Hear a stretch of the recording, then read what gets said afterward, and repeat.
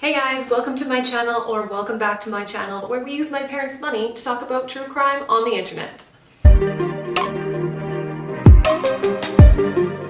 Today we're going to be talking about JONBENET Ramsey.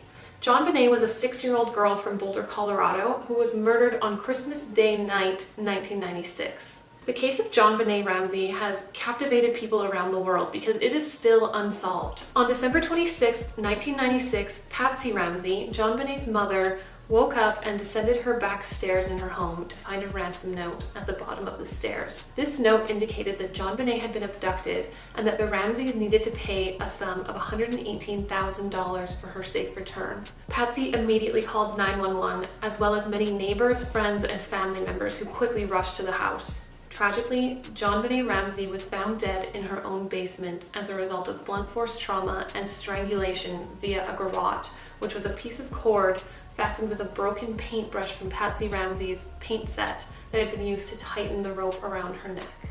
Investigators were blindsided by this development. They didn't know where to begin looking for a culprit. There was no sign of forced entry into the Ramseys' house. There was eventually DNA found on JONBENET's body, as well as footprints in the basement not belonging to any members of the Ramsey family, but so many people had been in and out of that house in the time that Patsy Ramsey had called 911 to the time that JONBENET was actually discovered. Eventually, the Ramseys fell under suspicion and were questioned by police. Today, people have multiple theories of what could have possibly happened to JONBENET Ramsey.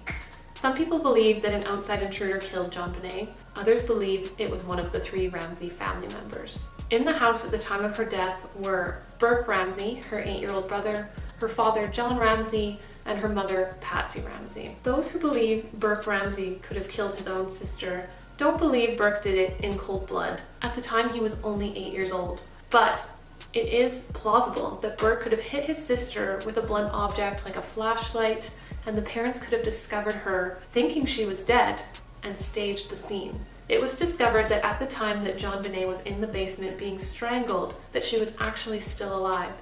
So this means John and Patsy Ramsey would have discovered that Burke had hurt his sister, and perhaps they thought maybe she was already dead. If not, that means that they decided to finish the job rather than calling 911. This to me is where that theory starts to fall apart. What loving, normal set of parents would discover that one of their children had seriously injured the other, and instead of calling 911, beginning CPR, doing whatever they could in their power to save their daughter, instead decided to stage an elaborate plot and to finish her off? Others believe that maybe it was Patsy Ramsey that killed her own daughter.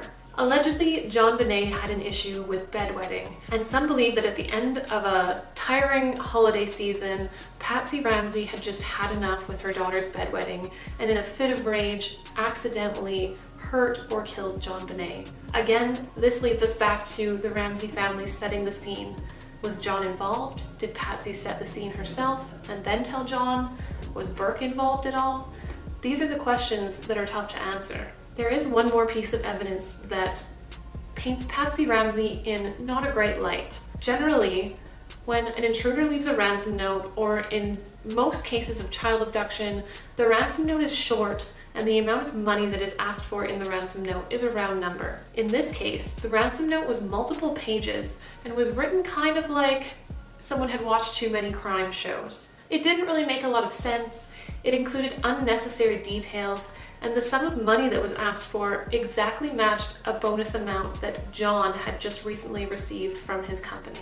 What's stranger is the ransom note was actually found to have been written using a pen and pad of paper from the Ramseys' home. So if you're following me and you believe that it was really an intruder, this means an intruder would have had to break into the Ramseys' house quietly enough not to wake any of them, attempted or succeeded in abducting JONBENET, then sat down on the back staircase and decided to write out some novel of a ransom note, and in fact, there was even a practice note found in the trash can. Then, after sitting down and writing out this very long note, all while possibly being disturbed by a member of the family that lived in the house, they then decided to actually just kill JONBENET and hide her in her own basement rather than take her body with them. If you think about it logically, that's a strange series of events. Anyone who is trying to abduct a child or even burglarize a house is trying to get in as quickly and get out as quickly as possible. When the handwriting in the note was analyzed, John Ramsey was ruled out as a potential writer of the note, but the evidence against Patsy was inconclusive.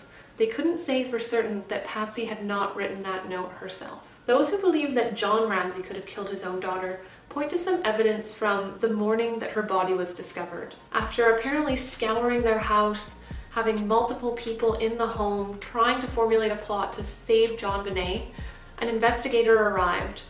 This person asked a friend of John's, Fleet White, to go check the basement, I think as a means to get him out of her hair. And apparently John then hurriedly decided to accompany Fleet, and then only moments later emerged from the basement with JonBenet's body. Why had he been so eager to help his friend Fleet search the basement? Was it because he had already murdered his daughter and knew that his daughter was in the basement? Some believe that he had planned to remove her body and move it elsewhere, but had run out of time before they had to put their plot into motion. Again, this theory is a bit weak.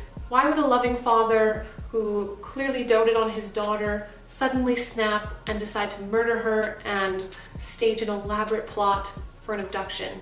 It's just not typical for a high-functioning member of society to suddenly kill his daughter and then put into motion a plan to conceal her body, remove it from his house, and invite over all of his friends to try and accomplish it while there's a million people in his house. What's more is that a grand jury actually moved to indict both John and Patsy Ramsey on charges of child abuse resulting in death, but the district attorney in Boulder, Colorado decided not to follow through with the charges. Later, a man named John Mark Carr actually confessed via email to a journalist that he had been communicating with for about 4 years that he was the true killer of JonBenet Ramsey. He described in detail how he did it, why he did it, spoke about JonBenet in really creepy ways, and turned himself into police. He was actually not even in the US at the time of his arrest. He had fled the country after being charged with possession of child pornography. At the time, the Boulder Police Department had apologized to John and Patsy Ramsey for any suspicion that they had ever been under, along with their family. But unfortunately, it was then proven that John Mark Carr not only did not commit the crime, but was in Georgia at the time that this murder had been committed. For whatever reason, John Mark Carr decided to falsely confess to killing JonBenet Ramsey. Although this case is relatively recent in terms of unsolved murders and occurred after DNA evidence was put into use by many police departments, it still doesn't stand a great chance of ever being solved, in my opinion. When John and Patsy Ramsey were questioned by the police, they were questioned as a pair rather than individually. Most times, if you're being indicted on criminal charges like murder, the police will question you separately from any other suspects that they have, even if those are your own family members. The reason for this is they want to make sure your stories match up. In this case, John and Patsy were questioned together. Also, the amount of people that John and Patsy Ramsey invited to their home after discovering that JonBenet was missing contaminated the crime scene extensively. A glimmer of hope remains though. The Boulder Police Department was able to discover DNA evidence that did not belong to anyone in the house at the time. This DNA evidence was run against a database nationwide of anyone who has ever been convicted of a crime and provided DNA. No one has matched up with this DNA sample yet. Is it possible that JonBenet Ramsey's killer is still out there? Or was the call coming from inside the house? That's the question that is going to haunt many of us, probably for many years to come. Thank you guys so much for watching. If you enjoyed this video, please give it a thumbs up. Leave me a comment below and let me know what other true crime stories you want to hear about. Don't forget to subscribe to my channel. And if you haven't seen last week's video on John Wayne Gacy, I will also link that below. See you guys next time.